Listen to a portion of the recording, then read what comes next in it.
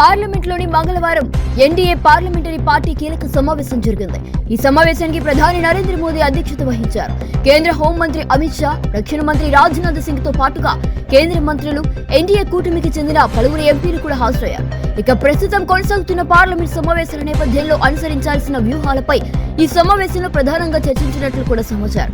ప్రతిపక్షాల విమర్శలకు సమర్థవంతంగా సమాధానం ఇవ్వడం, ప్రభుత్వం ప్రవేశపెట్టే కీలక బిల్లులకు మద్దతు కూడగట్టడం, సభలో సభ్యుల సమన్వయం వంటి అంశాలపై ప్రధాని మోదీ దిశానిర్దేశం చేసినట్లు తెలుస్తోంది. అదేవిధంగా దేశంలోని తాజా రాజకీయ పరిణామాలు, ప్రజా సంక్షేమ కార్యక్రమాల అమలు, కేంద్ర ప్రభుత్వం చేపట్టబోతున్న అభివృద్ధి కార్యక్రమాలను ప్రజల్లోకి మరింత బలంగా తీసుకెళ్లే అంశాలపై కూడా చర్చ జరిగినట్లు సమాచారం. కూటమిలోని అన్ని భాగస్వామ్య పార్టీల మధ్య సమన్వయాన్ని మరింత బలోపేతం చేయాలని ప్రధాని సూచించినట్లు తెలుస్తోంది.